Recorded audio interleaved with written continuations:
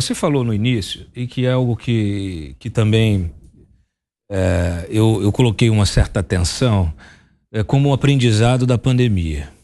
Você falou segurança energética, você falou que aí vem como aprendizado da guerra na Ucrânia, segurança sanitária, enfim, você hoje tem vários desafios que inclusive até recolocam o papel do Estado como indutor dessas políticas estratégicas.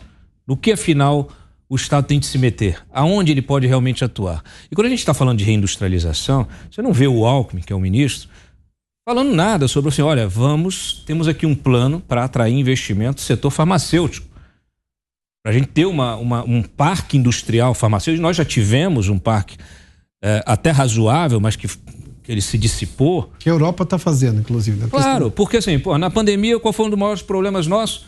Não tinha vacina, aqui no Brasil não tinha insumo básico, não tinha seringa, não tinha luva, não tinha nada.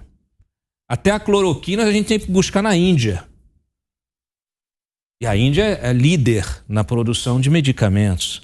Então, assim, como é que você enxerga esse posicionamento? Que tipo de alerta, de orientação, de conselho você daria para o atual governo? Fala assim, olha, a gente tem uma série de frentes em que vocês poderiam estar gastando energia, vocês estão cuidando de reativar, de dar desconto para o setor automobilístico, para produzir o Volkswagen, para que o sujeito compre um carro em vez de 60 mil, comprar 40, e deixando a Marina furiosa.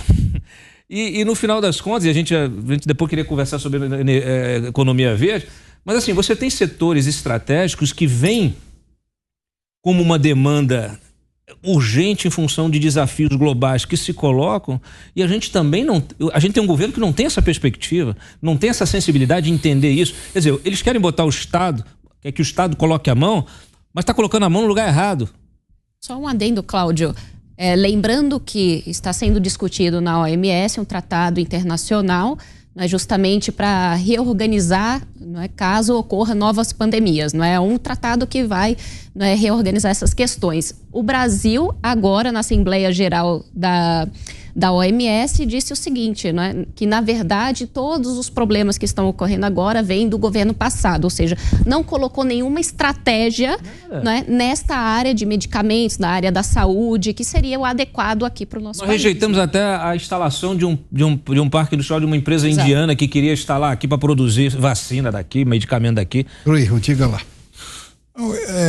Eu acho, enfim, eu sei que algumas coisas só podem ser vistas da superfície, né? Então, por exemplo, às vezes a gente fala assim, eu não quero ser superficial, mas é verdade que certas coisas você só consegue ver se você estiver na superfície. E outras é de fato importante se aprofundar um pouco. Esse tema, Cláudio, que você levanta, da participação do Estado na economia como indutor, ele é um tema que precisa de um pouco mais de qualificação, né? Porque, por exemplo, uma coisa é o Estado na Alemanha, uma coisa é o Estado na Coreia do Sul, outra coisa é o Estado na China, uma coisa é o Estado no Brasil, o Estado na Venezuela, na Argentina. Apesar de a gente utilizar a mesma palavra, a gente descreve realidades muito diferentes, né? Por exemplo, eu morei agora 3 anos em Xangai. Eu tive muito contato com os burocratas chineses, muitos deles oriundos do Partido Comunista Chinês.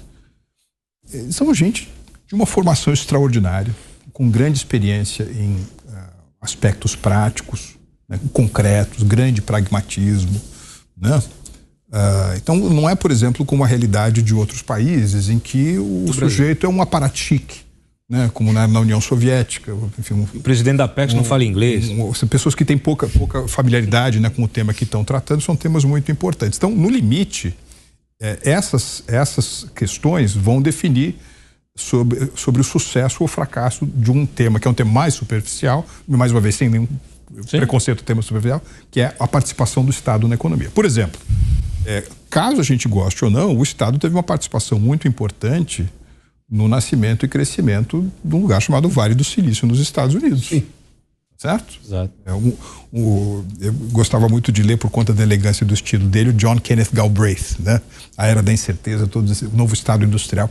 Ele falava muito sobre o papel da criação de uma gigantesca demanda para o complexo militar industrial. Ele chamava isso de keynesianismo militar, o Estado teve um papel ali. O Estado teve um papel importante na Coreia do Sul.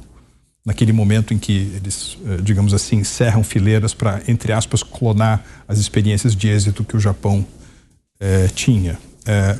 Agora, é melhor ser um Estado farol, né, um Estado que está preocupado com os grandes temas estratégicos, do que uma espécie de zelador de ciclos de 24 horas na economia, muitos deles com objetivos que não geram produtividade de longo prazo. Tá certo? Esse que me parece que é a grande dificuldade. Então, assim, o Brasil acaba virando uma espécie de prisioneiro do curto prazo, né?